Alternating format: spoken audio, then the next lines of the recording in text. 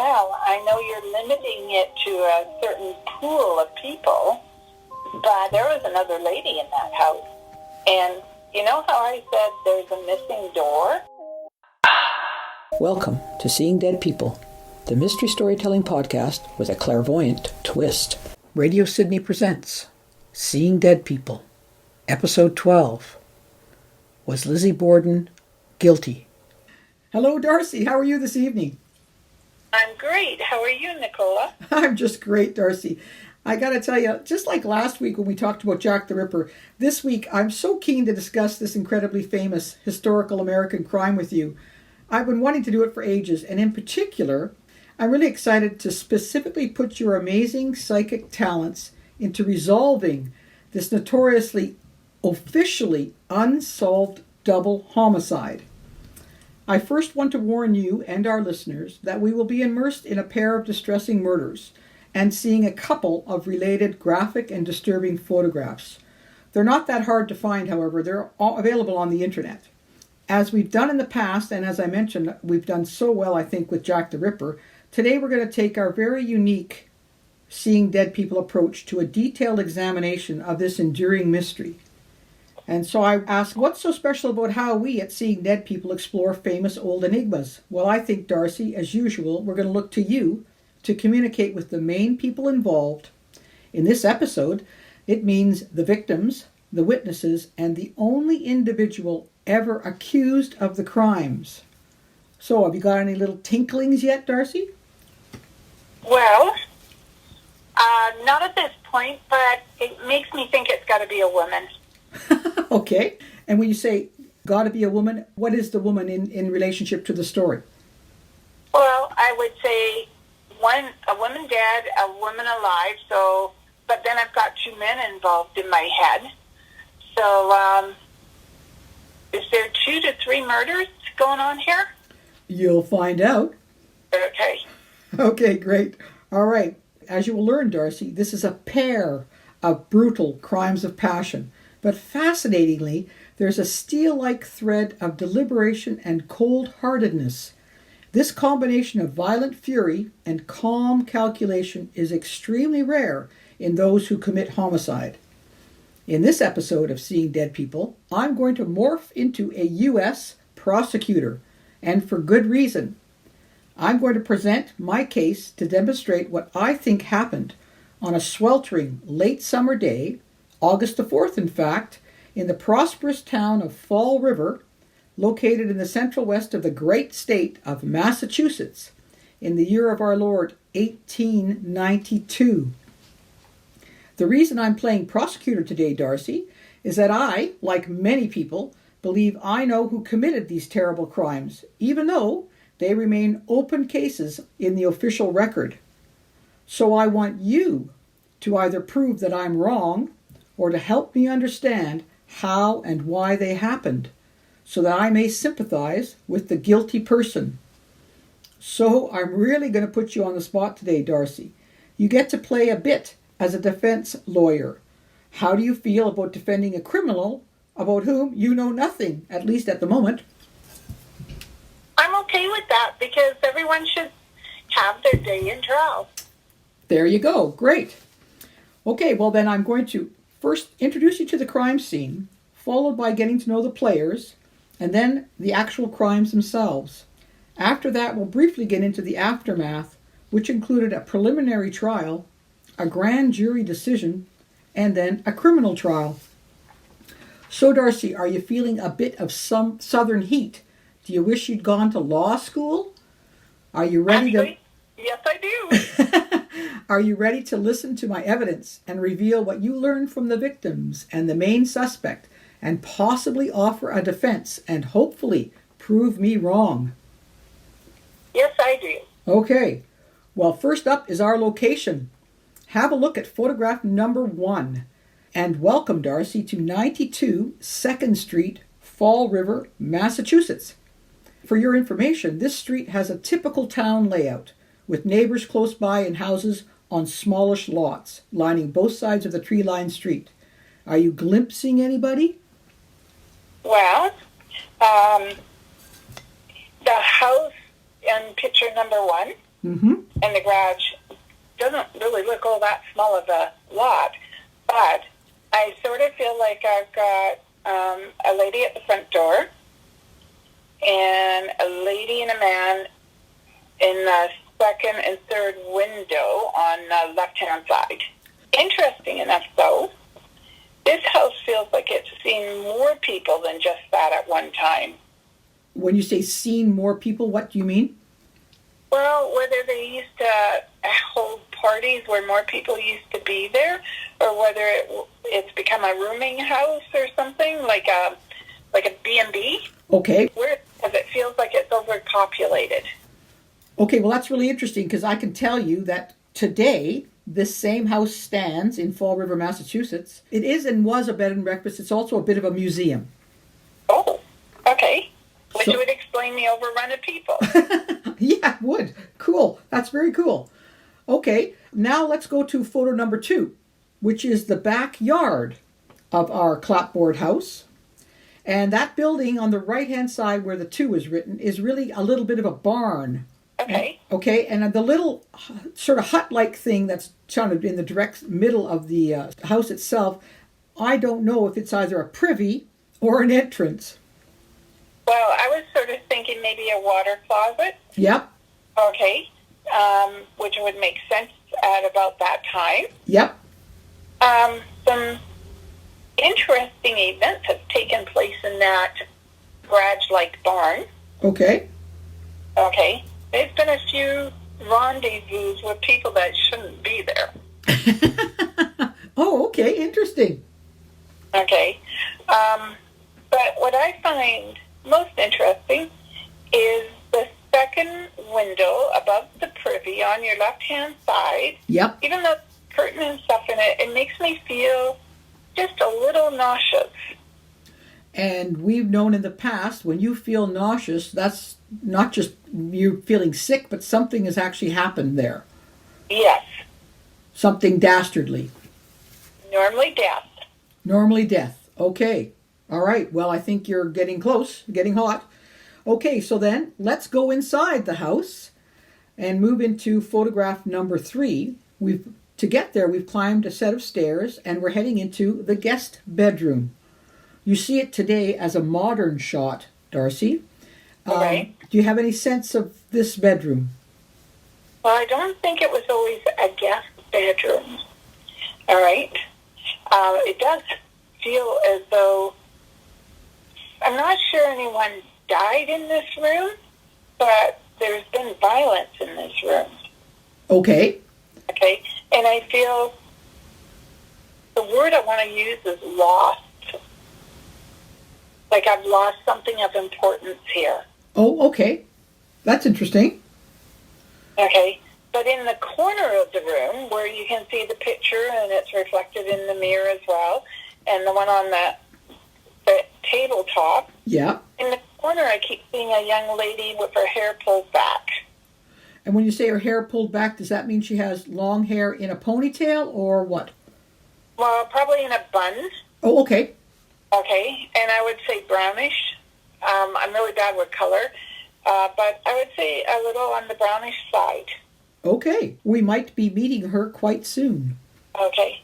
Would you know if the name Mary has any connection here? As far as I know, no. Okay. Okay, now we're going to move into another bedroom. Again, this is a modern shot, Darcy. This bedroom is the bedroom of a very key person in this storyline. Do you have any sense of the room or its occupant at that time of 1892? Okay, let me have a look. I'm trying not to look ahead. Good. Okay. So, this one. Okay, I have shivers going down my back. Wow, now I'm really torn if the lady was in the top room. This must have been a couple's room. But it's weird because I can feel the man, but I can't feel the woman as much in this room. Okay. And yet I also feel like when I jump back to number 3, Yeah. I keep thinking, well, was the man in actually this room, but the girl was in this room? Okay. Okay. And there's a door missing. There's a what missing? A door. Why do you say that? Well, because I sort of felt like the rooms might connect somehow. Oh, okay. Okay, well, I can't give you any comments on that. Would you know if this was a dad's room? No. I mean, I know it was not a dad's room. So was the other one the dad's room? No, the other one is the guest bedroom for the house. Yeah, but it wasn't just a guest bedroom. Okay.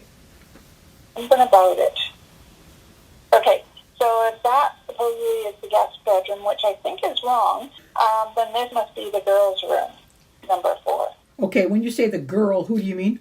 Whoever used to live in this house, the girl, the one with the darker colored hair, like not blonde, not really black, pulled back into a ponytail. She wore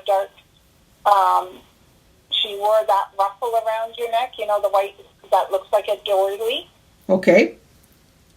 She might have been maybe 5'5". I don't think she was much taller than that. Slender. That's what I'm seeing. Big eyes. Big eyes. Okay. And what would you say her age is? I would say, I wish that was my daughter and when I can look at someone and just know. But I'm going to go 18 to 21. Oh, say, quite young then. Well, maybe 18 to 25. She wasn't very old. Okay. Well, now I'm going to introduce you officially to our cast of characters today. So look at photo number 5 and meet Andrew. I'm not going to give you last names. Okay. So that's funny because just before you said Andrew, I was going to say to you, who's Andy? Well, yes, there's an Andy. I don't know if he was called Andy. He doesn't look kind of like the guy you'd call Andy, but you never know in those days. So then I'm going to ask a couple of questions. Please do.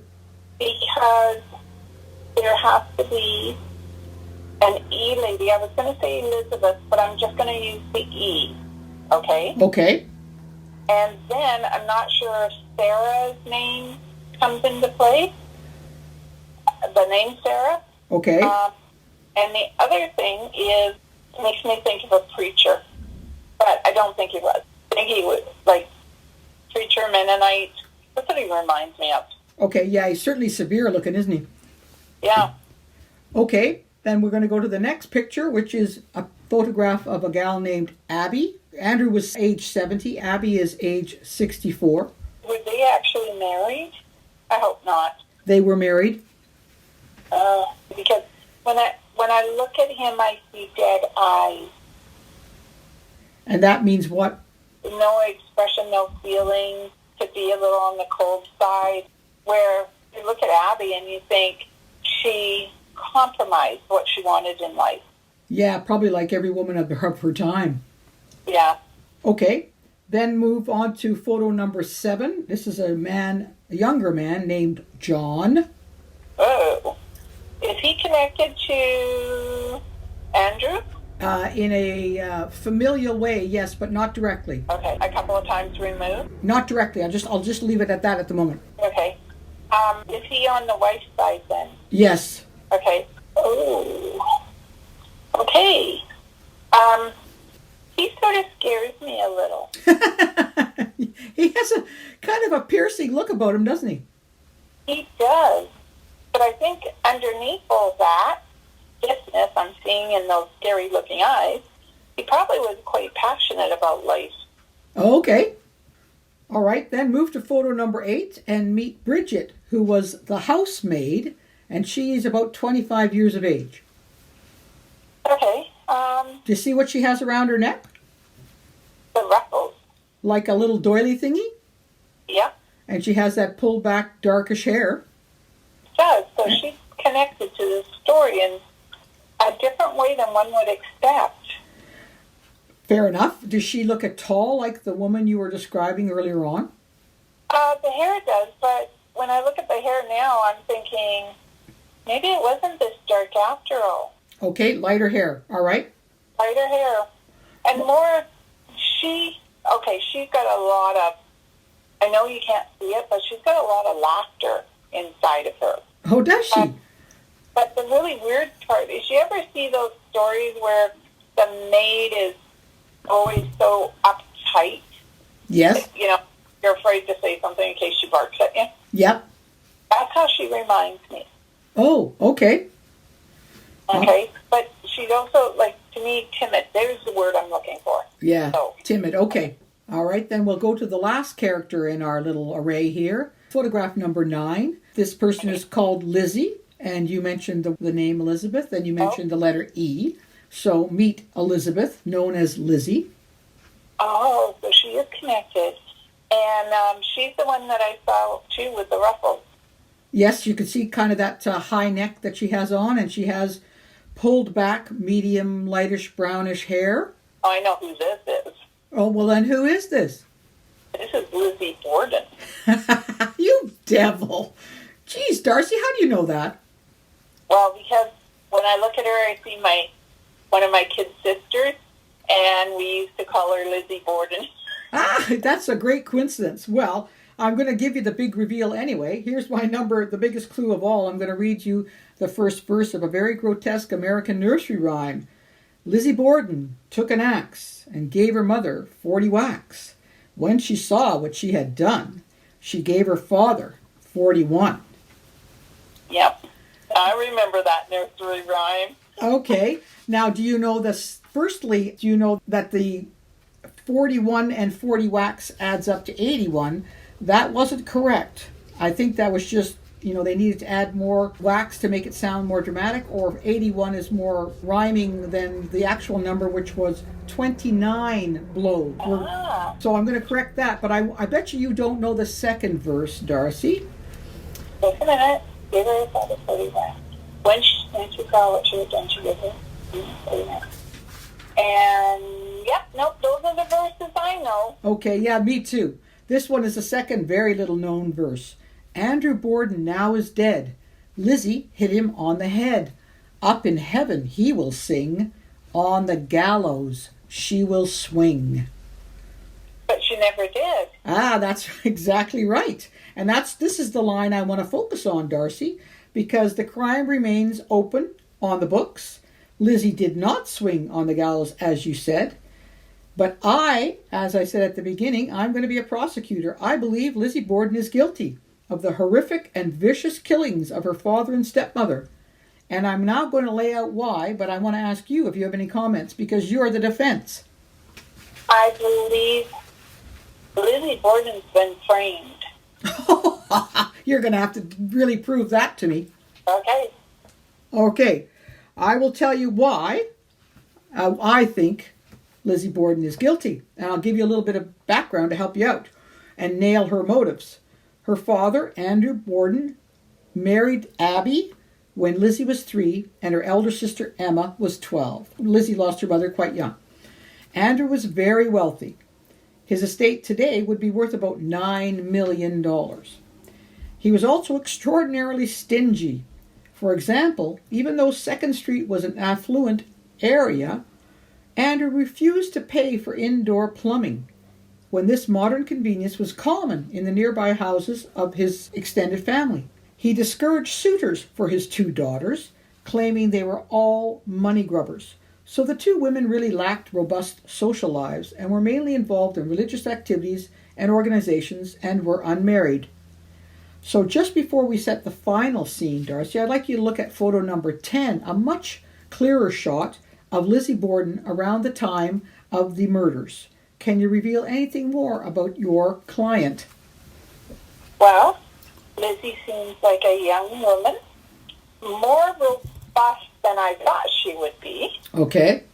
Huge eyes, like I expected. And she has a love for life, so I cannot imagine why this girl would take her father's life, other than the fact I did think he was a preacher guy, which adds up to everything you've said so far. Yeah, okay. The stricture and everything inside of life, a little impossible to live. But I tell you, she's been framed. Okay, all right. Well then, we'll move on to the crime scene and you can try and convince me of that. So I'm going to put you to the next photograph, which is photograph 11, and it is a disturbing photograph. I want to warn you and our listeners. It is the actual photograph of Andrew. I'm going to tell you a bit about the crime scene. As our story approaches that fateful August morning in 1892, tensions had been flickering and flaring for months, if not years, at number 92 2nd Street. Tensions between Emma and Lizzie and their father. He was starting to bestow assets and money onto their stepmother's relatives.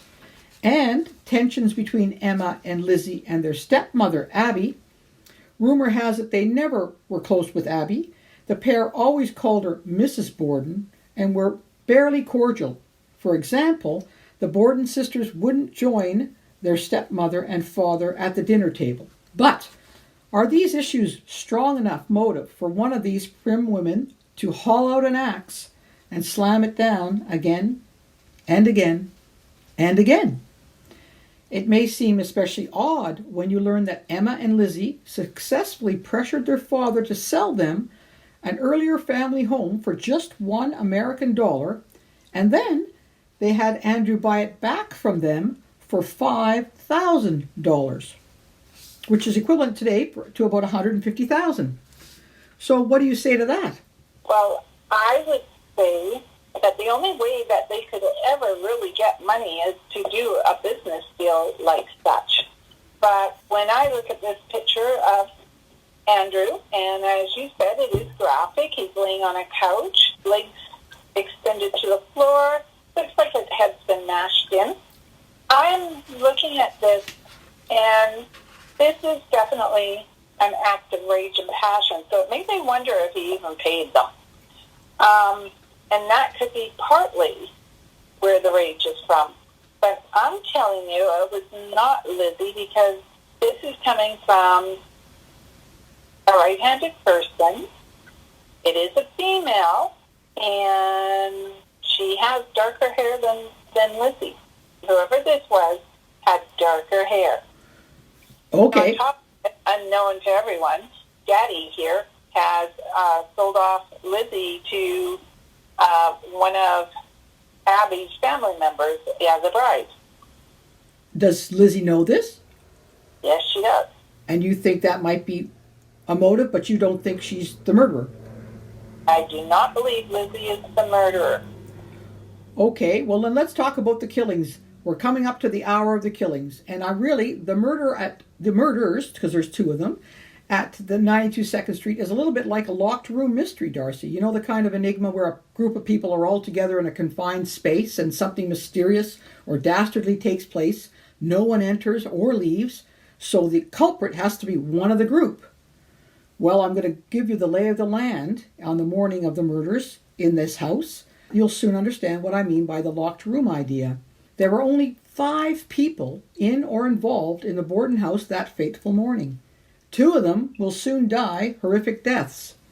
So John, his last name is Morse, we saw him in photo number 7, is Lizzie's maternal uncle. So you had the idea right that it was on her mother's side. He arrived a day earlier to discuss business matters with Andrew. It's rumored they spoke about Andrew's gifting of assets to Abby's family. But on this particular morning, around 8:45 a.m., John had left to buy some oxen and isn't considered a suspect. Then, washing windows outside the 3-story clapboard home was Bridget, the housemaid, whom we met in photo number 8. She plays a key role, but is she complicit in or guilty of a double murder? Well, time will tell. Now it's a little after 9 a.m., and we see the family patriarch, Andrew Borden, striding away from the house, heading into town. Inside the house, Abby Borden is on the 2nd floor, tidying the guest bedroom, which we saw in photo number 3, that John Morse had stayed in the night before. Bridget remains outside, cleaning windows. And Lizzie, well, we don't officially really know where Lizzie was or what she was doing. She might have been ironing or cleaning or in her bedroom, and that is the 2nd room we saw in our photographs. That was Lizzie's bedroom, which we see in photograph number 4. So, have any more ideas, Darcy? Well, I know you're limiting it to a certain pool of people, but there was another lady in that house. And you know how I said there's a missing door?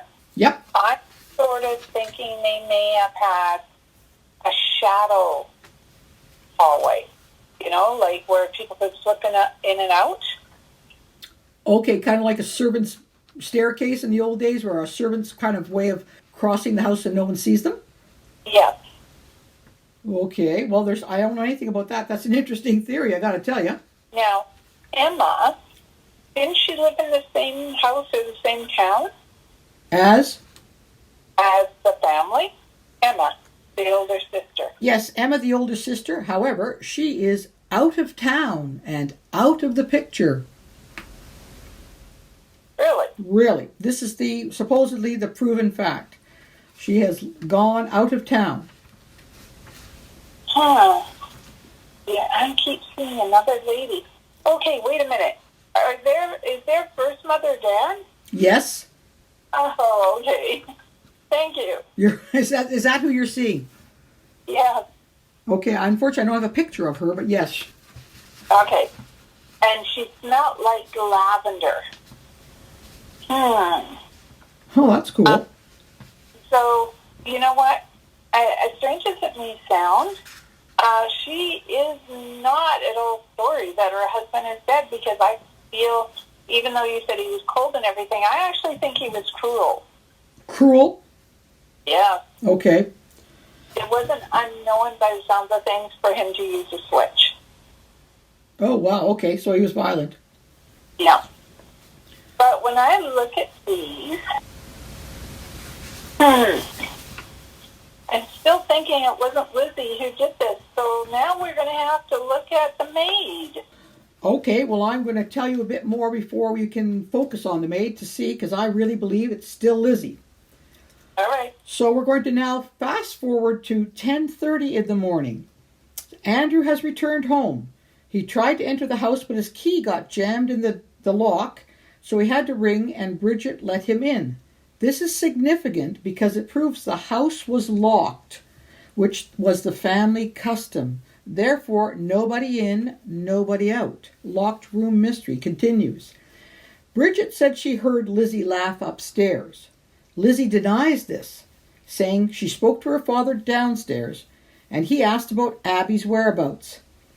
Lizzie claims she told her father that Abby was out, that a messenger came earlier with a note asking Abby to visit a sick friend. The note was never found. Another curious twist.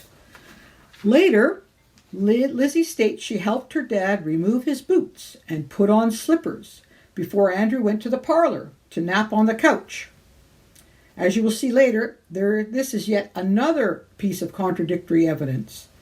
At 11:10 a.m., Bridget is up resting on her bed in the attic room on the 3rd floor and is startled by Lizzie's screams. "Come quick! Father's dead! Somebody came in and killed him!" Bridget rushes downstairs and enters the parlor room, and we see, as we've seen in photograph 11, our disturbing image of the actual body of Andrew Borden shortly after he was killed. Authorities and friends quickly arrived, the earliest at about 11:20. A local doctor determined that Andrew, of course, was dead, a victim of a vicious axe attack to his head. This was shocking, but the 7-year-old tyrant's body was still warm and his blood still flowing from the wounds. As you can see, his position on the couch, he was facing his attacker. He lacked any defensive wounds, suggesting he had been asleep when his head had been struck repeatedly, in fact, up to 11 times. The time of death was later determined to be 11 a.m. roughly. Thus, the horrifying murder of Andrew Borden only occurred minutes before. A little while later, when all the excitement is going on and people looking around for Andrew and what's happened with Andrew, Lizzie appears to realize her stepmother is nowhere to be found. So she asks someone to go find her, thinking she's come back from her visit. Bridget and a friend head upstairs, only to stop halfway, dead in their tracks, stunned at what they saw through the door of the guest bedroom. Have a look at photo number 12, Darcy. Again, another disturbing shot. Yes, number 12, Abby's laying on her face, by the looks of it. Yeah. And interesting enough, her back and stuff isn't cut up, so it's got to be the front of her. I can tell you that later forensic examination revealed that she too was originally facing her killer for the first blow. Then she was stunned, felled, and then her killer continued in a raging torrent, slamming an axe-like implement into Abby's skull 17 more times as she was on the floor. But her body was cold. Her blood was congealed. And the time of death for Abby was eventually tagged at around 9 o'clock in the morning, 90 minutes earlier than Andrew. So let's just take a moment here, Darcy, to pause and reflect on what's happened in this quaint Massachusetts home. 2 people died unexpectedly and on the surface without obvious motives. Both murders were vicious and bloody. The murderer had to be in that locked room from roughly 9 a.m. to 11 a.m. on August the 4th, 1892. There were no signs of a break-in. Nothing showed any sign of a physical struggle by either of the victims. No one was seen entering or leaving the home, and as I said, this was a typical suburban street, so they had neighbors, and nothing was found damaged or missing. To me, it was obviously a classic inside job, and things are looking really grim for your client, Lizzie Borden. I have a couple of questions now. Okay. What time did John leave the house? He left about 8:45. Okay. And did he come back at any time? Not until after the bodies were discovered. Okay, because I'm looking at the size of Lizzie to her stepmom. And I'll give the fact that maybe Dad was asleep. But the stepmom would have been a little harder. Even if she, no matter how I look at this, and I'm looking at it through Lizzie's eyes, I do not believe Lizzie is the murderer. I feel like her statue is too small to swing the axe with such a blow that she could strike her in the face and not have blood on it. That's a very telling statement, Darcy, because the killings required not only the physical strength to pull them off, but the psychological rage necessary to keep hacking and hacking at the heads of 2 defenseless senior citizens. Then, after killing one person, the murderer had to sit and wait patiently for 90 minutes, roughly, in that house of horrors until Andrew came home and then assaulted him. So, must have been an awful lot of blood. Yeah, and blood would have been on the person. Exactly. And you're right, there is a discrepancy because when you look at number 11, where Lizzie says she took off her dad's boots and helped him put on slippers, he's wearing boots. Well done, Darcy. I was going to come back to that. That's very good of you. Yes, that's one of her classic discrepancies. But I tell you, this feels, okay, I agree with the rage, but you'd have to be, for her, she'd have to be superhuman because she does not strike me as being more than 5'5", and that's like stretching it because I would have said she was shorter, and when I look at stepmom, I think she's taller. Oh. Even the angle that came down, she would have to weigh that axe double-fisted and blunt.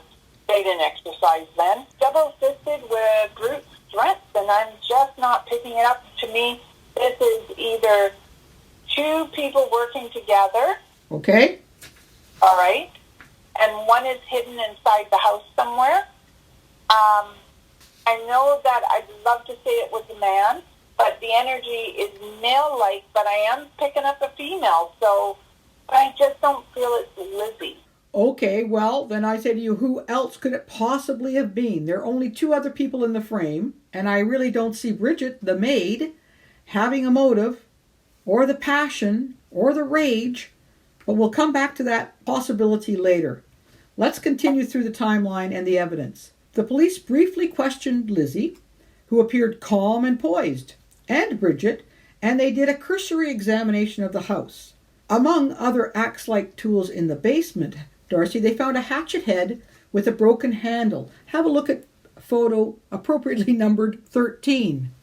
I am looking at it, and I'm thinking, it looks dull as hell. And that would be a pretty heavy axe to weigh at that time.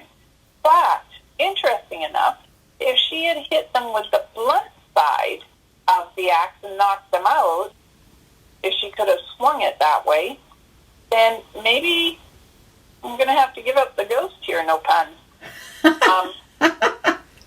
I'm saying it's not, Lizzie, but it would take brute force. Yep. Well, among other axe-like tools in the basement, they found this hatchet head with a broken handle. And they were very suspicious when they realized the handle break they felt was a fresh break, and that the hatchet blade carried a coating of dust, which wasn't found on the other axes and hatchets in the same pile. So eventually this broken hatchet head was considered the murder weapon. Now Lizzie denied killing her father and stepmother, but as I said, her testimony was confused, inconsistent, and contradictory, always. For example, you were right. She said she removed the father's boots and first slippers, and she didn't. She was extensively interviewed. She claimed in court that she was in the barn during the time Andrew met his maker, but she was seen entering the house around 11 o'clock by two neighbors. Remember, Bridget heard her shouting for help or screaming for help 10 minutes later, and Andrew's wounds were wet and still glistening when Bridget arrived. So, not surprisingly, I think, for me and many, many others, Lizzie Borden was arrested for the twin murders and jailed on August 11th. As a result of a preliminary trial, she was considered probably guilty and kept in the slammer. Her sensational 3-week trial, and we're talking, Darcy, the most famous trial of that century, began about 10 months later on June the 5th, 1893. And if you look in photo number 14, you'll see an illustration of Lizzie in the courtroom. It's black and white, but do you get a sense from that? Well, if this is her sitting there with the hat on and everything, Yep. I feel like she's engrossed in the topic, but I don't feel like fear attached to her. I don't feel like she's at all concerned that she's going to be found guilty. Man, I would be her next on the line. I know, but she feels confident in that she believes she's not guilty. Now, short of her having a dual personality, all right, I don't know. I feel more like an observer of this trial when I look at her.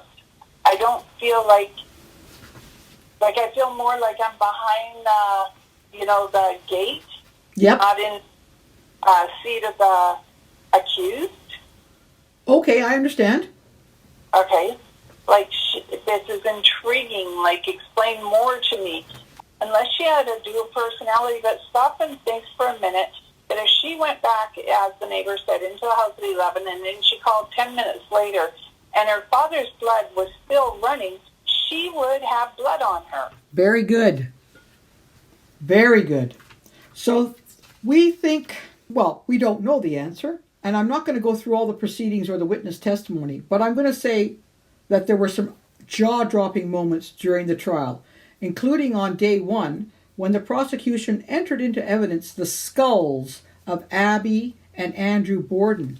Have a look at photo number 15, and you'll know why Lizzie when she was brought face to face with these two skulls, she dropped to the hardwood floor in a dead faint. Oh, yeah. Look at the brutality. Exactly. Someone used the blunt end of that. If you look at the two skulls, there's the blunt end shape of the hatchet. I think so too. And certainly the damage is dramatic and extensive. Even without them having the colors and graphic look of blood and skin tissue, you can just get a sense that there's an explosive fury behind the axe blows. Yep. So on the 20th of June, 3 weeks later, the judge wrapped up the case in a lengthy speech, which, astonishingly to me, leaned heavily in the defense's corner. And if you look at photo number 16, Darcy, you'll see the 12 men, good and true, who deliberated over the 15 days worth of testimony. And just out of curiosity, any of these sober, upstanding gents speak to you, Darcy? Well, the one guy who looks like he's got a black eye and part of his face is missing, in the back, right-hand side, second over, tall guy. Oh, yeah. He looks like he would be a brute at the best of times. Probably not as financially well off, and that's mainly because his suit doesn't fit as well as it should. You're right. Okay? The one in the middle seems a little pious, the one in the white. Yes. But he believes that no woman is capable of such brutality. Aha. Right. In actual fact, none of these men believe that a woman could weigh that kind of force to kill two people like this and not be guilty. They're saying, no, she's not guilty.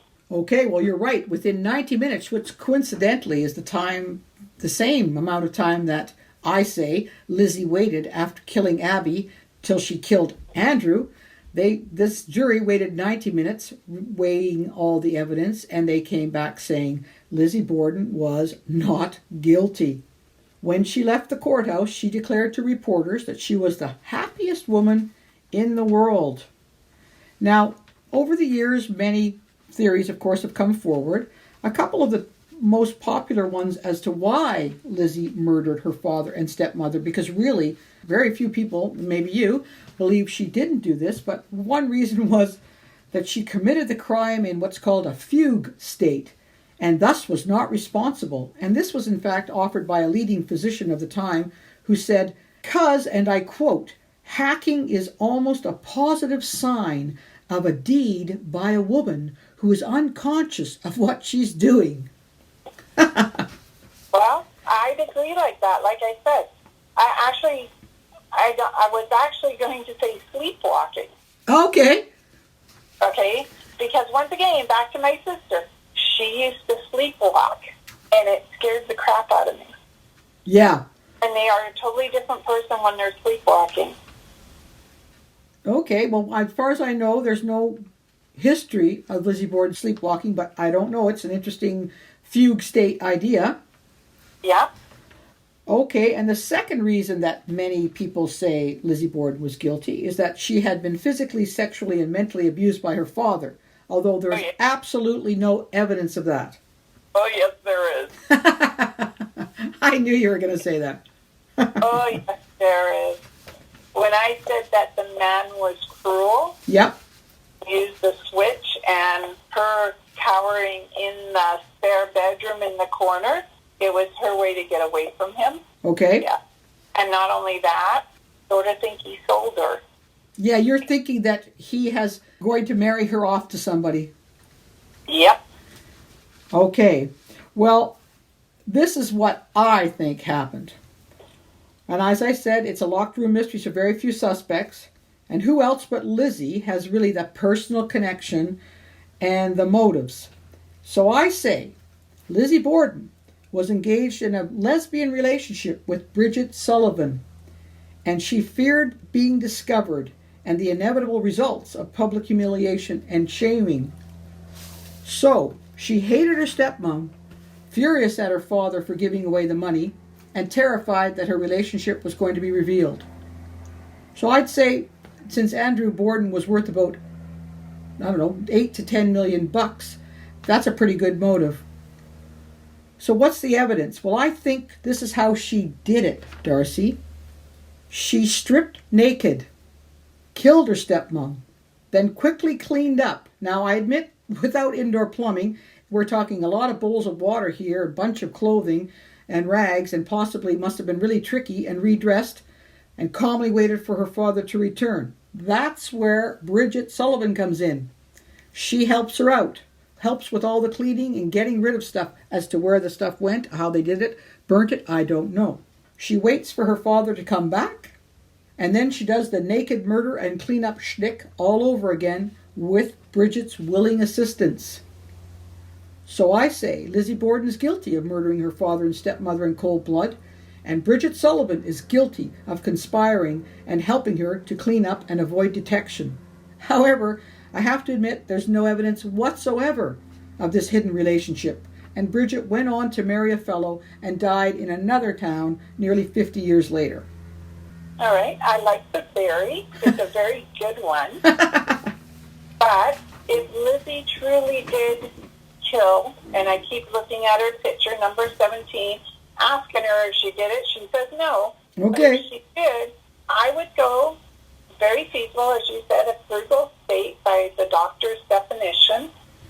But there is no way she could have been naked during the fugal state, because that means she planned it, because by the time she killed them and then got cleaned up and redressed, that's an intent to cause bodily harm.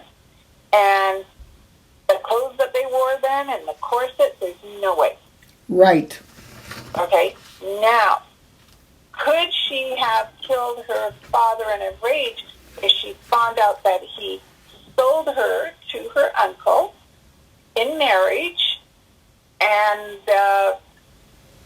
cruelty was possibly going to continue? Well, I could say there is a possibility, but then aren't we also saying in a way that, she was a victim already and she was just defending herself? Well, we can say that, but we have absolutely no evidence, and we also have the true evidence that Abby Borden was murdered 90 minutes previously. Yes, but she just doesn't strike me as a cold, calculated killer. Now, I agree, she wanted some of the money, okay, and I don't blame her or Emma for it. If it was conceived together, it would have been her and her sister. Okay, well then I'm going to surprise you by sending you a picture of Emma. Okay. It's going to come through your email in a second, and you tell me. While we're waiting for that, I'll let you know what happens to Lizzie. Following her acquittal, she returns to life as normal in Fall River. But unfortunately, or typically, she was shunned her entire rest of her life by the residents. She died of pneumonia at age 66. Her estate was worth about $5 million. She went back and originally lived with her sister Emma, but they had a falling out over what might have been another lesbian affair that Lizzie was rumored to have with a stage actress. Okay. And at that time, Emma left, and they never saw one another again. And that was about 10 years after the murders. The two sisters died within a couple of weeks of each other. Wow. Guess what? Sister looks like the lady I thought was in the room with the dead people. Okay, so talk a little bit more about Emma Borden then. Well, Emma Borden feels to me more calculated, more determined to get what she wants. She too probably had problems with her father. Yeah. And I think the two girls conspired to do this together. Emma looks taller than Lizzie. So even though she may have been out of town, unless they drove to where she was, who says she was really out of town? Well, that's a trick. I mean, theoretically, she was out of town, but who knows? Yeah. Well, how do you think they could possibly have committed the murders and cleaned up the crime scene? Well, because the one who was covered in blood could hide.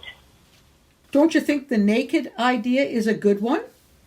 It's a good one, but the time frame to get cleaned up, especially after the father, doesn't work. Well, what if Lizzie killed the stepmother naked and Emma helped her clean up? Emma killed the father, bolted off into that little area that you say is hidden shadow hallway in the house, and Lizzie is there prim and proper to call and say, "Dad's dead, help." Well, that is feasible, yes. I don't know. It's interesting, that's for sure. Even this many, many years later, we've gone through the evidence, and it's not easy to say Lizzie Borden was guilty, even though it's difficult to say she isn't. That's true. It is. And when I look at it, when I compare the two ladies, I would tell you Emma had the personality of doing this. Well, she certainly has a much stronger features, doesn't she? And seems like I don't know, I wouldn't say cruel, but certainly harder face. Yep. Well, there you go, Darcy. Whether we've solved the issue as to whether Lizzie Borden is guilty or not, I don't know, but it's certainly been an interesting experience to spend some time in 1892 in Fall River, Massachusetts. All right. Now, before we go, I want to bring it back to the one comment you made. It just made me think about Lizzie. You were asking Lizzie, and she's telling you no, and you said to me, she might have been in a fugue state or sleepwalking. Do you think it's possible that she or someone could actually force themselves to believe that they did not do the crime? Absolutely. I think our mind is stronger than we realize. And there are people who think of people who got hit on the head, and they can't remember what they did. And when you're in a trance-like state, if she was, all right, and from her first-hand experience, again, my one sister would get up, she'd turn every light on in the house, clean the house, especially the pots and pans, and she'd go back to sleep. When she woke up in the morning, I'd say to her, "Gee, did you have fun cleaning?" And she goes, "What do you mean?" Yeah, that's amazing, isn't it? Yep. But you kind of tend to think that slamming an axe into your father's and stepmother's heads multiple times is something you might wake up for. No, because think of the trauma that went with that. Yeah. If she really did it, there's trauma attached to that. But the very fact that when she saw those skulls for the first time and she fainted to the floor, that tells me that if she did it, she is not aware of it. Okay. Well, that might be the answer, that she's not aware of it. But what I'd like to understand is, if she's not aware of it, then how in the world did she manage to handle all the necessary efforts that you have to undertake to get rid of evidence? That kind of ruins that. I'm saying, don't think it was her. Okay, so I'm going to put you on the spot for the very end then. Who did it? Or how do you think it happened? I think it was Emma. 100% Emma? Yeah. Okay, then how did she manage to do it? Well, I still feel, because no one would have seen her, easy enough to clean up. She doesn't have to change her clothes. The blood can dry on her, and she can go ahead and do the other one. And you're saying this is all because there's that shadow hallway? Well, whether it's a shadow hallway, a door, I don't know. It doesn't, like, the energy around Lizzie is so different than the energy, say, around Emma. They're two different people. At one point, peas in a pod, but something cracked. And I realized I have absolutely no proof of this, but just this instinct. And I say that maybe John could have been a party too, or another man, but because I keep feeling this male energy, but he doesn't seem to be as tall as John. Okay. So. Well, there you go. Obviously, there's still a mystery yet to be solved. Absolutely. And if anyone ever solves it, I'd like to know the answer. Me too. I might have to go down to Fall River and check and see if that house has a special hidden hallway or a special door somewhere. Oh, yeah. Okay, cool. Thanks so much, Darcy. That was great fun. Okay. Well, on a different note, yep, I actually might put one together for you and have you be the psychic person trying to figure out the outcome. Okay, I'm game. I'm probably going to be as dumb as a plank, but I'll give it a shot. Okay, I'm going to get the information and see if I can find some pictures and stuff. I heard of a place. Okay, that's fun. I'd just like to add a quick note. A few minutes after our discussion, Darcy emailed me with the revelation that Emma Borden's Christian name also starts with the letter E. Duh. When I heard Darcy originally identify the main character and possibly the murderer with having a first name beginning with an E, my head spun immediately to Elizabeth, i.e. Lizzie Borden. Now, how Darcy knew that the letter or initial E was key to a main player so early on in this episode, we'll never know. And of course, Emma Borden is the person Darcy nailed in the end as the main culprit in the horrific deaths of Abby and Andrew Borden. Once again, Darcy proves her remarkable intuitive psychic ability. She just keeps blowing my mind.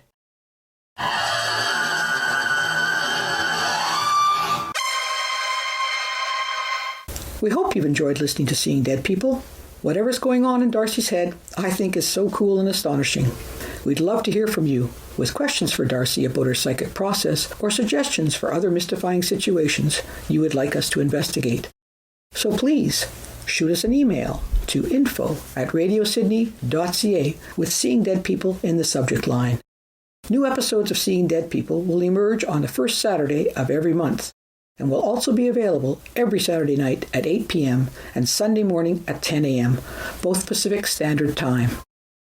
Seeing Dead People will also be available as a downloadable podcast online at radiosydney.ca for your convenience. Cool news! Seeing Dead People is now a podcast on YouTube.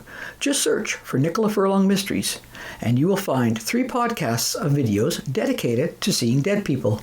One for our actual complete episodes, another for Darcy's fascinating answers to our listeners' questions about her psychic process, and a third with teasers highlighting each episode. Thanks so much for listening to Seeing Dead People. I really dig researching, writing, and communicating with Darcy and her otherworldly contacts. So until the next time, remember, Seeing Dead People is a blast, with goosebumps guaranteed.